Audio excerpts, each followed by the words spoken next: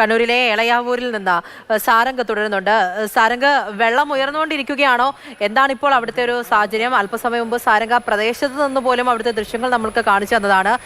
അവിടുത്തെ ആളുകളൊക്കെ ഇപ്പോഴും മാറിക്കൊണ്ടിരിക്കുകയാണോ? ഈ സമയത്തിനോടകം തന്നെ ആരെങ്കിലും ഏതെങ്കിലും ബന്ധപ്പെട്ട അധികൃതർ അവിടെ എത്തിയിട്ടുണ്ടോ? അല്ലെങ്കിൽ ജനങ്ങളോട് സംസാരിച്ചിട്ടുണ്ടോ? എന്തെങ്കിലും നടക്കുന്നുണ്ടോ? അധികൃതരെയൊന്നും തന്നെ നേരിട്ട് ഈ സമയം വരെ ഇവിടെ നേരിട്ട് കാണാൻ സാധിച്ചിട്ടില്ല. നമ്മൾ ഈ നിമിഷം വരെ ഇവിടെ തന്നെ തുടരുകയാണ്. ഇത്തരത്തിൽ എന്തായാലും ആളുകളൊക്കെ തന്നെ വീടിൻ്റെ 2ാം നിലയിലേക്ക് മാറി താമസിക്കുന്ന, ആവശ്യ വസ്തുക്കളുമായും മേൽനിലകളിലേക്ക് മാറി താമസിക്കുന്ന അല്ലെങ്കിൽ ബന്ധുവീടുകളിലേക്ക് മാറി താമസിക്കുന്ന ഒരു അവസ്ഥയാണ് ഇവിടെയുള്ളത്.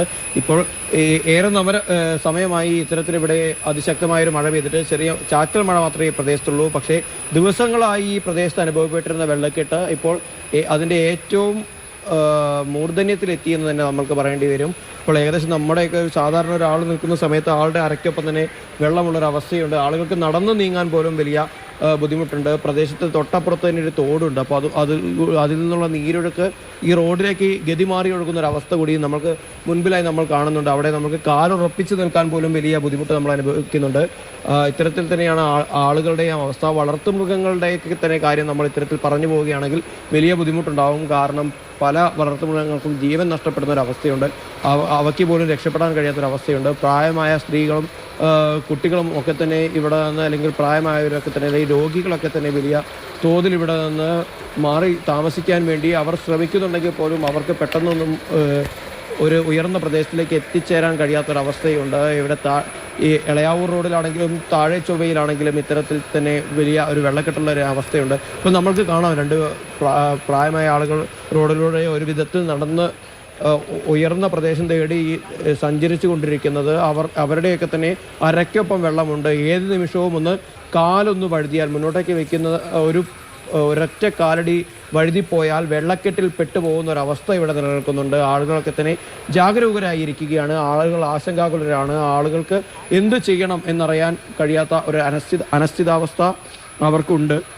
അപ്പോൾ അത്തരത്തിൽ ആളുകളുടെ ആശങ്ക പരിഹരിക്കുന്നതിനുള്ള നടപടികളുമായി ഇന്നും ഇത്തരത്തിൽ അധികൃതർ മുന്നോട്ടേക്ക് വന്നിട്ടില്ല. നമ്മൾക്ക് അവരുടെ തന്നെ പ്രതികരണത്തിലേക്ക് നമ്മൾക്ക് പോകാൻ ശ്രമിക്കാം. ഇത്തരത്തിൽ വലിയൊരു വെള്ളക്കെട്ടിന് നടുവിലൂടെയാണ് നമ്മൾ നടന്നു നീങ്ങുന്നത്. നമ്മൾക്ക് ഒഴുക്കിനിടയിലൂടെ നടന്നു നീങ്ങുന്ന സമയത്ത് നമ്മൾക്കും നടക്കാൻ വലിയൊരു ബുദ്ധിമുട്ട് നമ്മളും അനുഭവപ്പെടുന്നുണ്ട്. അപ്പോൾ അത്തരത്തിൽ കുറച്ച് പ്രായമായ ആളുകളൊക്കെ തന്നെ നടക്കുന്ന സമയത്ത് അവർക്ക് അപകടം പോലും സംഭവിക്കാനുള്ള സാധ്യതയുണ്ട്. നമുക്ക് അവരോട് തന്നെ നേരിട്ട് ചോദിച്ചു നോക്കാം ഇത്തരത്തിൽ എന്താണ് ഇവിടെ ഇപ്പോൾ കുറച്ച് ദിവസമായി സംഭവിക്കുന്നത് എന്നുള്ള കാര്യം.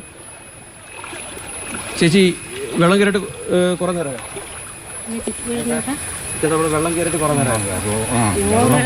ആണോ? വീട്ടിൽ വെള്ളം കയറി? ആ, അപ്പോൾ ഉദ്യോഗസ്ഥരാരെങ്കിലും വന്നോ? ക്യാമ്പിന് എന്തെങ്കിലും കാര്യം പറഞ്ഞോ? ക്യാമ്പിലേക്ക് മാറാൻ പറഞ്ഞു. ക്യാമ്പിലേക്ക് മാറാൻ.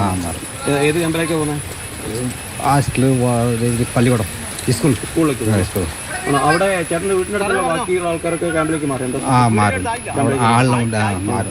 വേറെ ആരെങ്കിലും ഇതുപോലെ തന്നെ മുകളിലെ നിലയിലേക്കൊക്കെ മുകളിലേക്ക് മാറുന്നുണ്ടല്ലേ? പ്രായമുള്ള ആൾക്കാരൊക്കെ എന്താ ചെയ്യാ? വെള്ളം മഴയുള്ള ഇതിന് കഴിഞ്ഞ വർഷമൊക്കെ ഇതേപോലെ വെള്ളം കയറിയിട്ടുണ്ടായിരുന്നു.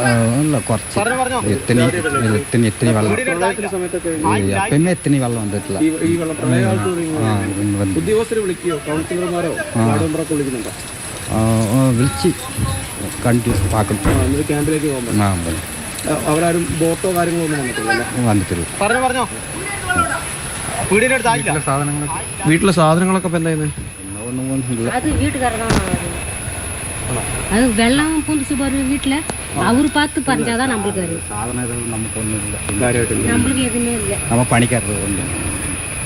അപ്പോൾ ഇത്തരത്തിലുള്ള സാധാരണക്കാരുടെ അവരുടെ നിത്യോപയോഗ സാധനങ്ങൾ പോലും ഇത്തരത്തിൽ അവർക്ക് സംരക്ഷിക്കാൻ കഴിയാത്തൊരവസ്ഥയുണ്ട്. ഇത്തരത്തിൽ 2 നില വീടുകളിലുള്ള ആളുകളൊക്കെ ഒരു പരിധിവരെ ഇപ്പോൾ സുരക്ഷിതരാണ്. അവർക്ക് അവരുടെ സാധനങ്ങളും അത്യാവശ്യം വേണ്ട വസ്തുക്കളൊക്കെ തന്നെ ഇവർക്ക് മാറ്റിവെക്കാൻ കഴിയുന്നുണ്ട്. പക്ഷേ ഇത്തരത്തിലുള്ള സാധാരണക്കാരായിട്ടുള്ള ആളുകൾക്ക് ഇപ്പോൾ അവർ വെറും കയ്യിൽ 2 കവറുകളും മാത്രം എടുത്തുകൊണ്ടാണ് അവർ ഇത്തരത്തിൽ ഇപ്പോൾ ക്യാമ്പുകളിലേക്ക് നടന്നു നീങ്ങുന്നത്. ഇപ്പോൾ ഇങ്ങനെ ക്യാമ്പിലേക്ക് പോകുന്ന സമയത്ത് ഇവിടെ ഇത്രയും വെള്ളം ഉയർന്നിട്ട് പോലും ഇത്തരത്തിലുള്ള സ്ത്രീകളും കുട്ടികളും ഒക്കെ ഉണ്ടായിട്ടും അധികൃതർ ഒരു രക്ഷാപ്രവർത്തനം എന്നുള്ള രീതിയിലേക്കുള്ള നടപടിയുമായി മുന്നോട്ടേക്ക് വന്നിട്ടില്ല. ക്യാമ്പുകളിലേക്ക് എത്തണം എന്നുള്ള വിവരം മാത്രമേ നൽകിയിട്ടുള്ളൂ. ആളുകളൊക്കെ തന്നെ നടന്നു നീങ്ങുന്ന സമയത്ത് ഇപ്പോൾ അവർ ഇത്തരത്തിലൊരു പാലം കടന്നു വേണം അവർക്ക് ക്യാമ്പിലേക്ക് പോകാനെന്നാണ് നമ്മൾ മനസ്സിലാക്കുന്നത്. ക്യാമ്പ് ഈ പാലത്തിൽ നിൽക്കുന്ന സമയത്തൊക്കെ കാല് വഴുതി ഒരു അപകടമുണ്ടാവാനുള്ള സാധ്യത കൂടി നിലനിൽക്കുന്നുണ്ട്. അത്തരത്തിലൊന്നും ഉണ്ടാവാതിരിക്കട്ടെ. പക്ഷേ അധികൃതർ ഇത്തരത്തിൽ വീഴ്ച വരുത്തിക്കൂടാ എന്ന് തന്നെയാണ് നമ്മൾക്ക് വീണ്ടും വീണ്ടും തറപ്പിച്ച് പറയാനുള്ളത്. തീർച്ചയായിട്ടും ഇത്രയും സമയമായിട്ടും അവിടെ ജനങ്ങളുമായിട്ട് ബന്ധപ്പെടാൻ ആരും തയ്യാറായില്ല എന്നുള്ളത്, അധികൃതരൊക്കെ തയ്യാറായില്ല എന്നുള്ളത് വളരെ കഷ്ടം തന്നെയാണ്.